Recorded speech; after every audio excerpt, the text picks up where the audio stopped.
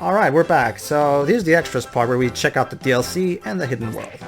I just noticed the Yoshi in the corner over there. Oh, yeah.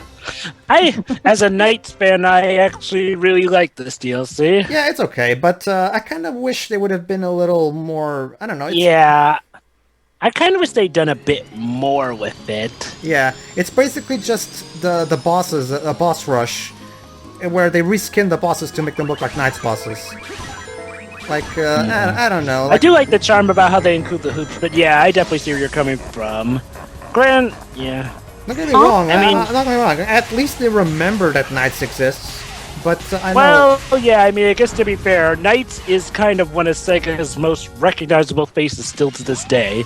I mean, that's saying something, considering as how Knights comes from Sega, who seems to be obsessed with Sonic lately, and the fact that he only has 2 games, and yet still, he has such a huge fan base. It was actually easier way. Believe it or not, Knights actually got into the second All-Stars racing game, because the fans were really ticked off at how he didn't get a racing position. And in fact, believe it or not, originally he wasn't even supposed to be in the original All-Stars racing game, but apparently fans were outright ticked, to the point where they actually got him in as the flag man. Hang on, hasn't Knights been, like, I know a little bit about the games, but hasn't they been confirmed as female? No. Knights is gender neutral. He has no gender. That's just... don't bother. He has a female voice in Journey of Dreams, but that doesn't mean anything. Anyway... The comics refer to him as male. Whatever. The point is... So they. But yeah, technically he is genderless. Okay. One thing that I would like to say is that as someone who hates pre-order DLC, I'm still kind of miffed that they haven't released this particular piece of DLC on the eShop for people who weren't able to get the 36th edition. It's technically not pre-order edition at this point. It's pretty much like, well, and actually, believe it or not, it was pretty much, well, I don't know if it was like that over in Portugal, but over here in America, it was like pretty much anyone who could get the Deadly 6th edition had the DLC. In fact, come to think of it, the Deadly edition is still being sold. It's like... I know, but the point is... but that's the thing, Jova. Like, I'm pretty sure that eventually... the Deadly 6th edition will, because there's already normal editions of the game being out, aside from that. Eventually, the Deadly 6th editions will run out, and we'll just have it will become really hard to find Deadly 6th editions that still have the code waiting for activation. So that's why I don't like when the companies do that, where they release pre-order DLC, but then they don't release on the eShop for anyone to get. What about the people who could only fight the normal version of the game? Actually, hold on. Actually, from what I know, the DLC is pretty much an automatic update, at least the free stuff, aside from the Knights one. No, but that's the thing. I'm talking about the Knights one, specifically. Yeah, so is that what the code is for in the Deadly 6th edition, or is it... I'm a little confused. No, basically, Shiro, there's 2 editions of this game. The normal edition, which is the Sonic Lost World, and the one that says Sonic Lost World Deadly 6th edition. The Deadly 6th edition has a special code for you to use on the eShop, so you can download this DLC for free. So when if you do get around to getting Lost World, be sure to see if you can get the Deadly 6th edition for the sake of, I would like to say I found plenty of copies on Amazon. Sure, awesome. But the point is... make sure it's a new one, though. Another thing that I like, another thing that I also hate, was the Casino Night DLC. Yes, the Casino Night DLC in Generations was released on Steam for people to buy, but the console version of the DLC still... But Xbox Live and PSN still don't have the DLC, so what about the console people? Like, I don't like it when companies do that kind of shit. Yeah, the Xbox Live and PSN still... I didn't know that. Yeah, the Xbox Live and the PSN still don't have that DLC, and I know because I have a 360 and a PS3, so I know. Anywho, oh yeah, that's right. Since I have Knights HD, I guess I'll be handling the 2 Knights games, since I also have Dolphin, which will render it up to HD for Journey into Dreams. Aren't those on Steam, or at least one of them? Knights Journey...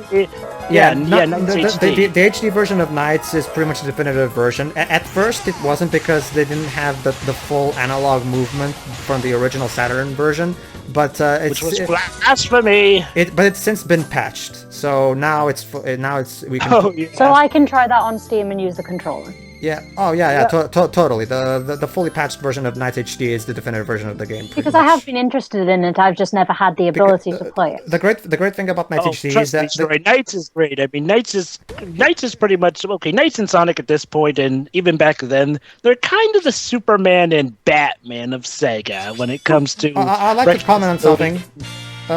What the fuck is up with this thing where we can only select a DLC stage again after winning 100,000 points? Like I know that my boggling design choices is kind of this game's theme, but what the fuck? Like what purpose does it even serve? Anywho, yeah, going back, yeah. Knight is possibly the Sega character who has the most chance of having another game, particularly because Takashi Iizuka personally likes Knights. Oh yeah, he's very passionate about Knights. That's why he wanted to make Genre Dream so much. Anyway, now we're in Woolly World.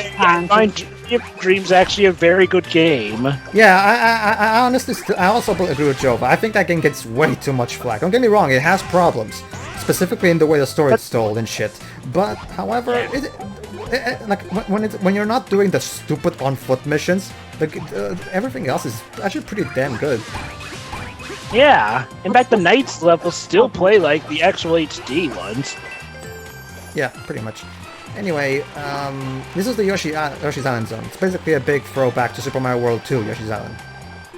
It kind of looks like Woolly World, though, because the trees look like they're wool. Exactly. This is Yoshi's Woolly World before the actual Yoshi's Woolly World. I wouldn't be surprised if Nintendo actually gave them the assets for that game to use here. Yeah. You know, I want to say the idea of this Nintendo DLC with Sonic, that actually did work out, and I actually kind of liked how it worked. And there's a loop-de-loop.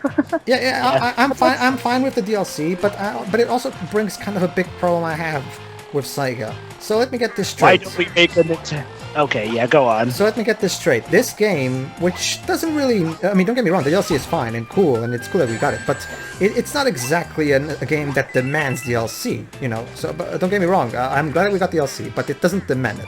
But Generations, a game that was just begging for DLC, like, and we get shit. I mean, wouldn't it make more sense for them to, you know, do DLC for Generations and get some levels requested by fans, like, I don't know, an actual level from Sonic CD, you know? I think it's... Yeah. Like, I wonder if maybe, right after I mean, you have to agree. If there ever was a Sonic game that demanded DLC, it's Generations. Of course. Yeah. Of course. But why? Oh, by the way... Yeah. You know, I also have something else to say concerning this DLC. When you think about it, you know, with a title called Sonic Lost World, and the fact that Nintendo's actually willing to give you your Nintendo characters for this DLC, wouldn't it have been more cool if they'd actually made this a game about Sonic traversing through the Nintendo universes when you think about it? Yeah, or even better, an actual platform... When you think about it, or even better, look at it, the idea's right... or even better, an actual platformer crossover with Sonic and Mario. Yeah, you know, despite what some people say... design? Yeah, I mean, come on. Yeah, I mean, you know, despite what some people say, I still think that a platformer crossover between Sonic and Mario could very well work. Oh dear. Some way or another. Okay, so this is the legend. Sure, Roy, do you have a history with Zelda? Not all that keen. Oh boy, which Zelda game was it? All of them. You don't like Zelda? Oh. No. What's wrong? What's your problem with Zelda? Majora's Mask? No, for some reason I have a strange dislike for medieval-esque things. Oh, really? I don't know where it comes from, but I have, yeah. Well, but you like Ni no Kuni, and that's kind of medieval. But no, I don't think that's medieval enough. Oh, okay. What about the crossover? Wait. I see what she means. Like stuff like Lord of the Rings. Yeah, and shit. there we go. Lord of the Rings, The Hobbit. You're not into that shit. Okay, fine. I get that. Okay, that's not really. I hope it doesn't put I understand that. Okay. The point is, so this is the legend. Put her off when we get to the crossover. Anyway, I'm a huge Zelda fan, so I can properly explain about this. Basically, this is the Legend of Zelda Zone, and look at this, open world and shit. This level's actually pretty well designed, I think. Yeah. The only problem is that it's a little too short for me. But anyway. Yeah, that too. Basically, the rings have been replaced by rupees. The rings have been replaced by an actual heart system from the Zelda series. And you can beat Stalfos here. These Stalfos are a reference to Ocarina of Time. As for Link riding that bird in the sky, that's a reference to Skyward Sword. And Sonic's in a Link costume. When you think about it, this is kind of Kingdom Hearts with Sonic. By the way, I'm calling dibs on recording Skyward Sword because that game gets way too much shit, and so I want to be the one to do it so I can properly explain why that game is actually pretty good and like what a lot of people have you believe. Okay. Okay. What's this about calling dibs on recording Skyward Sword? Was he going to... No, I called dibs on recording. Oh, dibs. Oh. I thought you said dibs too. Oh, okay. Yeah, it sounded like you said... I must have misspoke. Anyway, whatever. The point is, I'll be recording Skyward Sword. But yeah, going back to what I'm saying, it's like when you think about it, with a title like Sonic Lost World, and like, well, you know, you have a concept. I mean, why not have an actual game about Sonic going to the Nintendo universes? I mean, it's right here! Okay, basically, this entire section is a reskin of Windy Hill Act 3. How would Mario run through loop-to-loops, though, if we were to put him in Sonic's situation? It's simple. Have Sonic... Make the loop-to-loops like the slide sections for Super Mario Galaxy, because there's sections in Super Mario Galaxy 2 where there's slides like these that are circular, and you can go all around, up and down, all around. So this could work. That could work. Okay. There could also be a thing like where you have Sonic and Mario sort of in a partner-esque formation, where you can sort of have Sonic carry Mario when you play as Sonic, or have Mario do something with Sonic when you play as him. But also what I'm saying is, like, when you think about it, what if they had Sonic go through different Nintendo worlds? Think about it. Not only would that be cool, but that could also give Sega an actual excuse to try out all these different gameplay formulas and not have people call them out for it, because they'd actually have a formulaic lore excuse for there to be different worlds and different gameplays in these different worlds. Yeah. I mean, think about it. I mean, not only do you get, you know, your chance to experiment, but you also get Nintendo popularity. But I have to say, that was quite a fanfare for just getting alive. Yeah. Oh yeah, that too. And this right here is a reference to the ending of A Link to the Past for the Super Nintendo. Okay. I'm actually kind of sad that you didn't save this DLC part for later in this part. I wanted to get the DLC stuff done because they're the shortest part of... Well, they're short levels. But the best part. Just leave the hidden world for last because, you know, it's... I honestly don't like the hidden world very much. I don't like it either. I don't understand the point of it. Yeah, usually my idea is, like, get the hidden world out of the way and then save the better for later. I guess. But, I guess in hindsight, probably should have done that. Oh well, too late. Oh well. Can't go back now. I just realized something. After we're done with Sonic Lost World, we won't have any games for the trio of us to do. Captain Toad, Jova. Oh, that's right. Well, I forgot, because I thought that you, me, Shiro, and Tio were doing that. Nah, I'm pretty sure. Teo doesn't mind really missing the rest. He saw enough. Anyway. I will never understand this stage. Like, seriously. I was just... that's really bad, because unfortunately I was just going to ask you, what is this even? No. What I mean... No. What I mean is, I don't understand the point of this stage, but I do understand how it works. Basically, Shiroi, you're not... Basically, you can use homing attack, charge homing attack specifically, to ride this thing out, and whatever you do, you gain an extra 10 seconds. Basically, the whole point of this is to knock these things away. And all you gain from that is get another one and just repeat this over and over and over, and it never ends. Why? Because the only way to complete the stage is to let the timer run out. So basically, this entire stage is a waste of your time. Like, seriously, what the fuck is this? I guess it's a challenge of sorts? It's challenge? What are you talking about? As you can see, I'm doing it perfectly. Sonic, this isn't how a Rubik's Cube works. How is this challenging? This is as easy as pie. Like, seriously. I guess what I'm saying is, like, well, they're challenging you to, you know, keep getting them before the time limit runs out.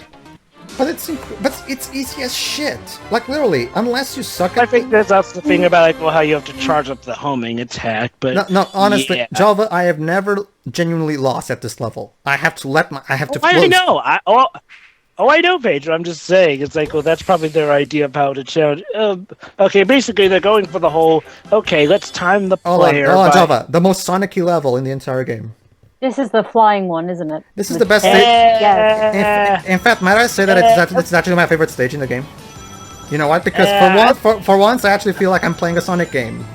Is that Tails' theme song? I wouldn't necessarily call this the most Sonic-y stage, but yeah, when you think about it, wouldn't it have made more sense if we had these for the flying stages? Thank you. They use the Adventure 2 instrumental. Also, I love the awesome... Thank you. I love Adventure 2's Tails theme over the Adventure 1 one. I think the way the singing was arranged was better in the Adventure 1 version, but I prefer the instrumentals to the Adventure 2. I prefer the Adventure 1 version because I prefer the Adventure 1 version because I'm a sucker for 80s art rock. That's why I love Crush 40 so much. Anyway, yeah, basically the point of the stage is you have to get those clocks to gain extra 10 seconds, and basically just get to the end of the level without the time running out. See, this is not... Okay, why couldn't... Okay, see, you can do a level just fine here. What the fuck was up with the last one? High. Fly high.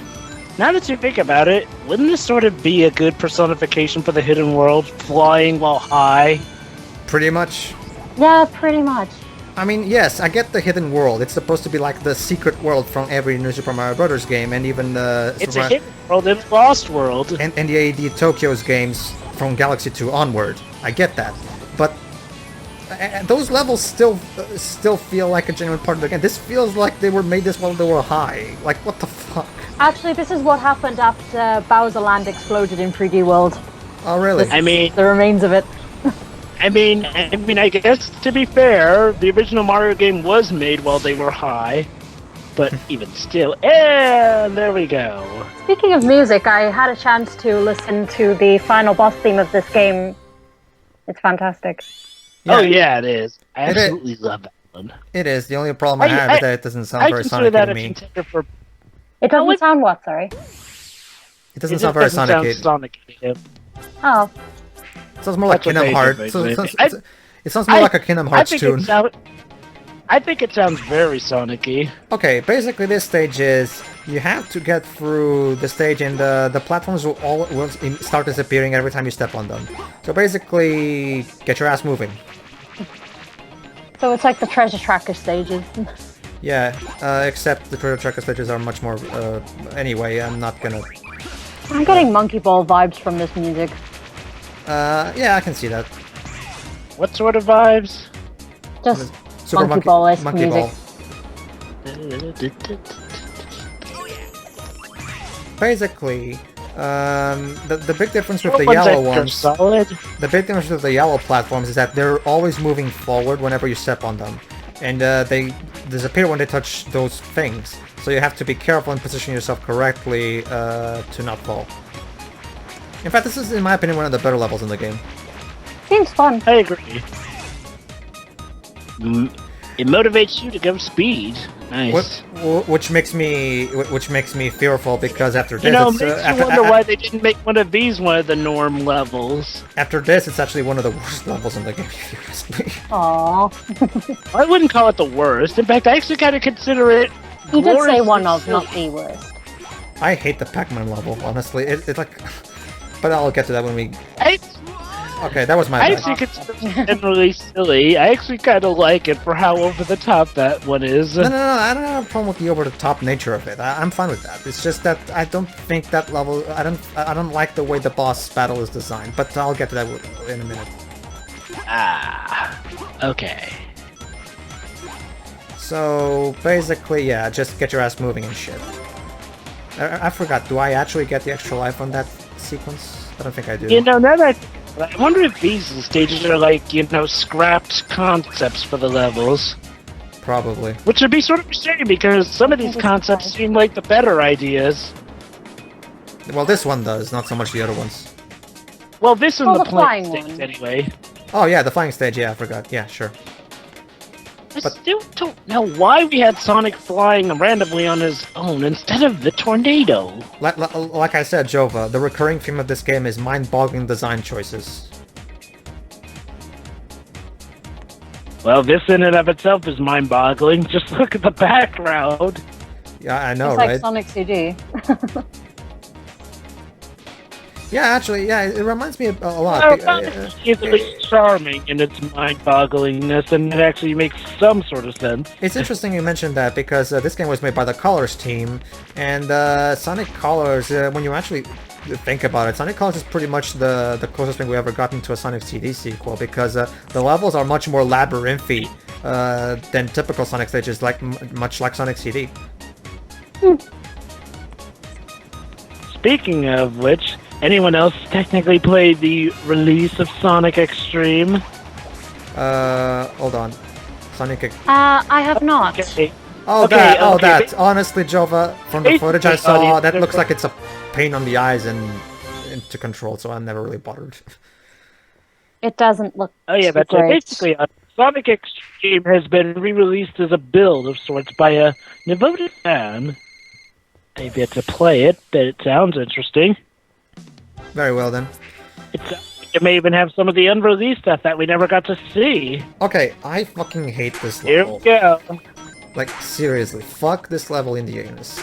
Okay, it's fine. It's fine now, where you're just, you know, using your using those. Basically, Shiroi, when you in true Galaxy style, when you hit a planetoid, you can circle around it and shit. But when you press the jump button, Sonic jumps, and sorry. It's okay. Well, basically, when Sonic jumps from that, it breaks the thing, so you can't really go back to it. So and if you don't manage to jump to a point where there's the gravitational pull of another sphere, you're doomed. You'll fly towards the stage like I just did. There you go. Yeah. So basically, you have to be really careful to where you shoot. Can you stay on them for as long as you so choose until it gets to the end of the screen? You or can't, do they break? They eventually You break. can. They eventually break if you let the screen catch up with you.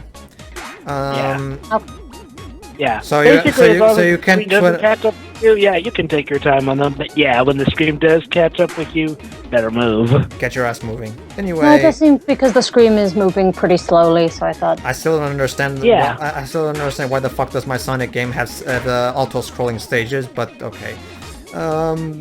Yeah, They're not even the fun kind, like Bridge Zone. Yeah. I guess. Or I don't really like Hydra. auto-scrolling stages in Sonic. I don't really see the point. Anyway, yeah. Basically, it's fine right now, because right now all we have to worry about is the positioning and those Pac-Man shit. Yeah, there's Pac-Man here for some reason. Basically all we have to worry about right now... This is Sega getting back at Namco Bandai for that little prank they pulled in putting their thing on Sega's building. What? Yes, believe it or not, Namco Bandai actually played a prank on Sega where they put, I forget if it was a Pac-Man sign or like the actual Namco Bandai logo onto a Sega building. And this is their payback? Okay, the I don't timing know. the timing for getting through those green obstacles thingies is very precise, so it's very easy to screw up. Is that like an April Fool's joke, or did they have incentive for doing that? Jova, I believe that question was aimed towards you. I'm sorry, what was the question? About the Pac-Man things, like was that an April Fool's thing, or did they just did it for lols? I forget. I think they did do it for a lull. It sounds like a very random thing to do. Oh, it was random, trust me. People had a field day covering that. Okay. I forget, were you there, Pedro, when we discussed that on the SSMP? I don't remember. My memory tends to be shit, so... Anyway, yeah. Basically, right now it's pretty easy. I mean, you don't really have... As long as you pay attention to what you're doing, you should be fine. But it's when you start to get chased by the giant Pac-Man thingy that things start really... Here it is. What? Let's see, Yeah, I don't... the article. Yeah, Now- this particular green rotating thing, the timing for getting for this particular part is very precise. So not to mention you have to land on one of those spheres. So there's that too. So it's very easy to screw up there. Sure, the article. Oh, okay. Okay, yeah, here it is. Bandai Namco cheekily projects an 80-foot Pac-Man onto the side of Sega's UK headquarters. So yeah, what is a giant? We hope you are defended, more delighted, they said. So yeah, what the hell is a giant Pac-Man doing in my Sonic game? Like So seriously, yeah, were they? I actually did this for lols because it was back in February. Okay, so basically, Speaking Shiroi, of the way which, Pac-Man night. basically the way to kill this Pac-Man thingy is to, you know how every time we jump from one of those spheres, we, you know. I hate you. Yeah. Okay. Yeah. I actually like this concept for how silly it is. Anyway. Oh, hello. But Fuck her off. what? Yeah. What is it? No, this thing in the corner over there. Oh, thing in the- the giant Pac-Man thing. You mean? Yeah. Basically, you I was looking at the article, so I didn't notice it. basically, basically, you have to drive those spike balls into its mouth. But the problem now is that, look at that. The timing for getting things around there is Raising already... a shield. Like, it gets to a point where it's pretty much just luck. Like, really. Yeah. There's so many there's so many factors making your life harder in this that it's just very... Well, that's the challenge, actually. I know, but I don't know. I just there's no moment where it's really like there's no opening to exploit. There's just you just have to be incredibly fucking precise, and it's just. There is an opening. Oh, there's an opening to exploit. You just have to make sure to time the spike balls right. Really. Combine that with the fact with the fact that this stage is just not very fun, and yeah. Well, I actually did find it fun for the way because, well, I guess this sort of game design I actually sort of like something where it's constantly coming at you and you have to think ahead. Basically, what I do is like I first make sure to get way ahead of him, and then I start launching the spike balls at him. I kid you not. The way that thing where I killed him, that was totally luck. I was literally trying to escape from him, and I accidentally killed him. So yeah, how about that? Sonic killed Pac-Man. Yeah. Hooray! So yeah, that was a world. I guess. That's the fun kind, like from 3D World. Yeah. I kind of wish I was playing 3D World right now. Anyway, see, okay, that was Sonic Lost World. Better song. Hope you enjoyed it a bit more than we did. See ya for actually Jova. I'm pretty sure Jova did enjoy this a lot. But anyway, yeah. Like I said, the gameplay is fun as. Well, like I said, the gameplay is fun, but yeah, you have to be willing to put up with it long enough to, get into it. It's like, well, your mileage may vary, sure. It's like, well, if you can, learn the make of the controls, you should have a fun enough time. Sure. However, yeah, but just know this, though, if you want to get the hints, you'll have to look at the gamepad. That was stupid. All right, everybody, see ya for... Weird decisions. Okay, we're done. See ya for Captain Toad. Yeah. See you then.